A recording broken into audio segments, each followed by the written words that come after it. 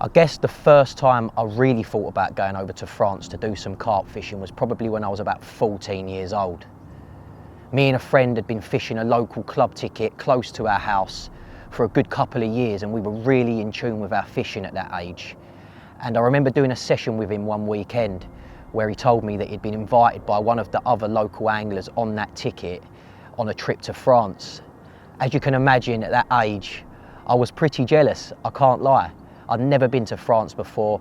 France just seemed like a massive mystery to me at that point, and I was really in awe of the trip, I've got to say. And he told me he went out there and had one of the best times that he'd ever encountered on the bank. So after being told that, I always had a bit of an itch to get out there. Fast forward 10 or so years, and I'm actually working in the fishing industry at this point, talking to anglers on a regular basis about all kinds of magical stories across the water.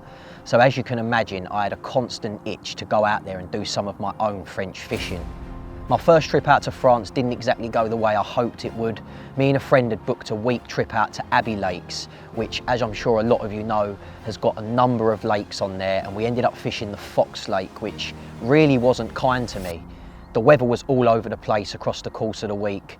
Luckily, my friend managed to get stuck into a few wicked carp, and as I'd been told before going on the trip, there was some wicked fish in the Fox Lake, but I myself just couldn't get stuck into any on that particular trip. So coming back from that trip, I was a little bit disheartened, but at the same time, it had built a bit of fire in my belly to get back out there and catch some proper decent ones. It's pretty crazy really how things unfolded from here. I remember having a conversation with someone I was working with at the time in the industry, and he told me that one of his close friends had just opened his own lake out in France. Anyway, we got talking about the lake and stuff, and he said, Rick, you could probably get out there and do a bit of fishing for him really, and put a little bit of content out on your channel just for a bit of exposure, considering the lake is brand new. So anyway, I got his details, got in touch with him, had a little chat with him about the sorts of lakes that I'd been fishing over the last few years, and also the kind of videos that I've been producing as well for my YouTube channel. So I booked in a week's fishing on his lake at the back end of last September. Now there's a video on my platform documenting that whole trip, but I've got to say we had a mega time, and I say we because I was lucky enough to be able to take two friends out there with me as well. The way the lake's set up is perfect for a social, in my honest opinion. There's 3 swims on one bank that you can all fish next to each other on, and basically you have access to the whole lake from that particular bank. So it really is ideal for a bit of a social, as well as fishing for some incredible fish. I think we timed it perfectly as well, because between us we had over 40 bites, with the biggest going just over the 50-pound mark. Now there's a video on my platform also documenting that session, so if you haven't seen that, I suggest you head over and watch it, because it's a really nice film, and there are some wicked carp in there too. Now despite catching some wicked carp on that trip, I didn't actually manage to get stuck into anything substantial myself, so as you can imagine, I did really want to get back over there and put things right. After having a chat with the lake owner throughout the course of the next 6 months, and him telling me how the lake had sort of been developing really well, it was just normal for me to want to go back out there and do some more fishing. And again, he invited me back out there to do a bit more, to see if I could get stuck into some of the bigger ones. At this point, me and a couple of the boys had been discussing a potential trip back out to France to do some public fishing. But I was thinking in the back of my mind, do you know what, we could kill 2 birds with 1 stone here and actually get onto the lake again towards the back end of that trip, just for a bit of a social. So that's exactly what we did. We adjusted a few things, worked out the best route for us to take so that we could end up fishing back on the private lake for a few days together at the back end of the trip. Now work's been pretty hectic for me this year, and combined with the amount of energy and effort that was consumed on the front part of our France trip, I turned up to the lake exclusive absolutely battered. Now my initial plan at this lake was to just kick back and relax with the lads, but the person I am, it was just not possible. I rarely switch off, and at this point the trip hadn't gone the way I'd wanted it to, so I had to put in so much effort to make it happen. And I've got to say, I probably dug deeper than I ever have really before to make sure that I wasn't going to go home empty-handed. Now the weather on this trip was far from ideal at the front end, and when we arrived at the back end of the trip on the lake exclusive, we were told that there'd only recently been a hailstone storm a couple of days prior to us getting there. So I sat there and thought, do you know what, this is going to be so difficult. And it was. It was really, really tricky.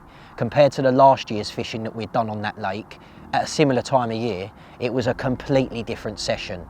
The weather was all over the place. We had temperatures rising and dropping all over the place. It was just madness.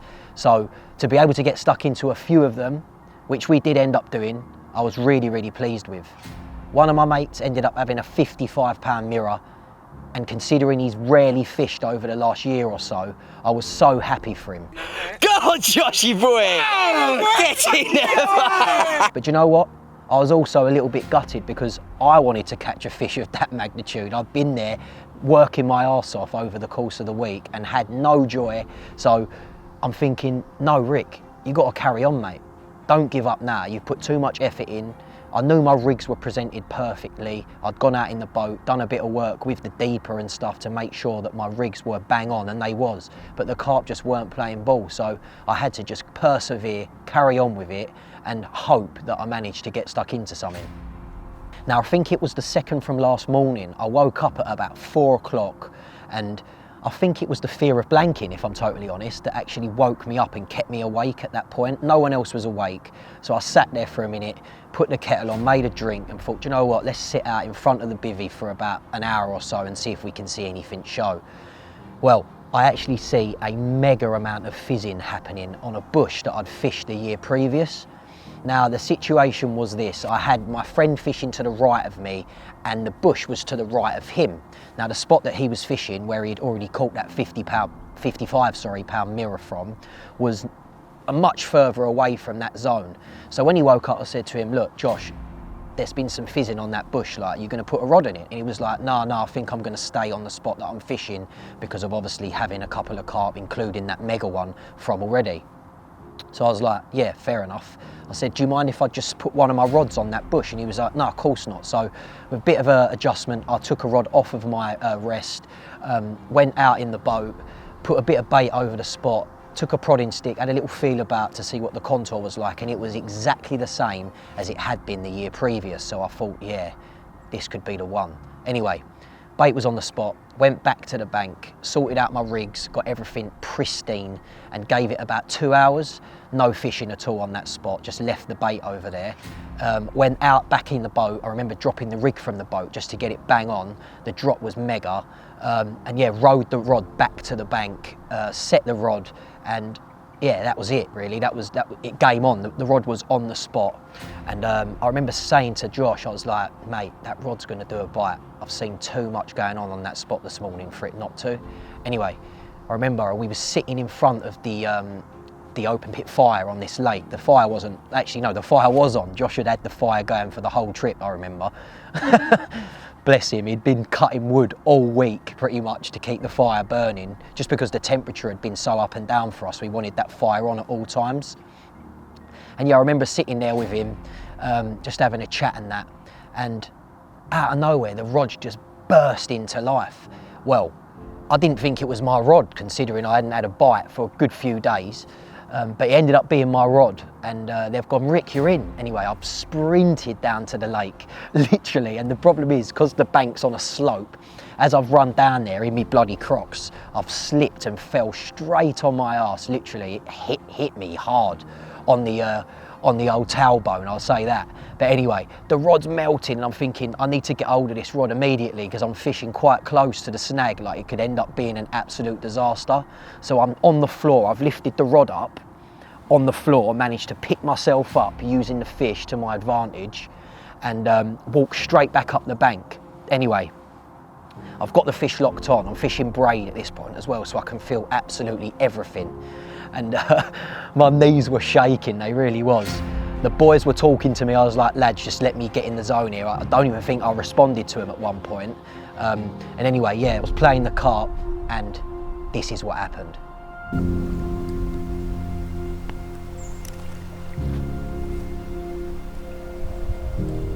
Nice set of shoulders on here.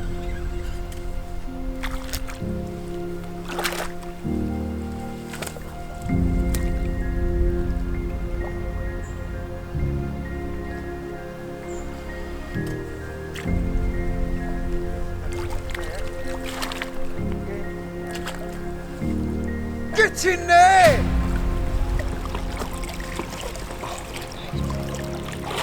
Gotta slap the boy.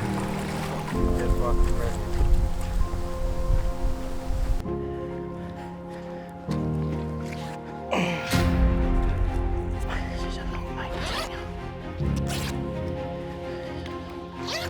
We'll weigh it first, yeah?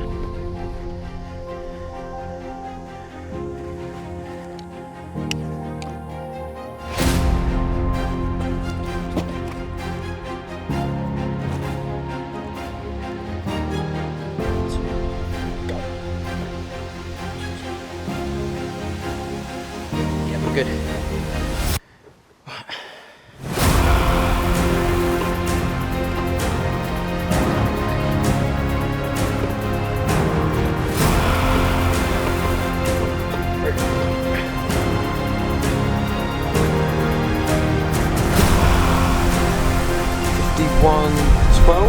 Yes! Come on, mate!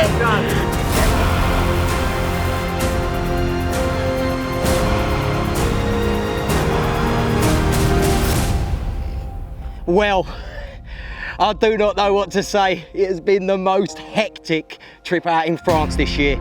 I've struggled for an 8-day solid stint. Managed to hook into a smaller one yesterday, a 27-pound mirror, but that was actually off of one of Snedden's rods. He went to the shop. So yeah, I felt a little bit hard done by really. But this afternoon, we had some carpy weather and I placed a rig on a snag that I really wanted to be fishing. God, that's heavy. This morning, and it was probably over there about an hour and a half. And I've managed to catch my first French 50-pound mirror, 5112. And just look at this absolute lump. God, get in there, boy, look at it. I am so happy, man. This is why I keep digging. So yeah, we've got one night left. I'm getting absolutely battered tonight. I'm having a proper drink to celebrate. And yeah, with this last night ahead of us, hopefully we can get stuck into a few more, but this has made my trip. Oh mate, my head is gone. Right, a couple of pictures and we're gonna slip this back to the Watery home. Get in there! Oh. Yes! Oh mate, what a run, man. 8 days without a carp to show for my effort on multiple public lakes out in France. And yeah, we've come to a lake exclusive to have a bit of a party together as a group because we rarely get to fish together anymore with all work commitments and that. Josh nailed a 55-pound mirror. I'm absolutely lost for words. It's probably the heaviest thing I've ever lifted in my life. Absolute strugglesville, but... Snedden had a 39-pound mirror last night as well. This is what we come France for. Beauties like this. Hopefully, a few more throughout the night and the boys can get amongst it. And yeah, managed to get into the 50s myself with this 5112, so we're going to lift it one more time in the water to show you all. And it's going back. So happy, man. So happy. Who would have thought starting a series over the chase in Dagenham and nowadays we're out in France catching lumps like this. Look at him, boy. Get in there. Bosh! 5112. Come on! Up the capture. Yeah.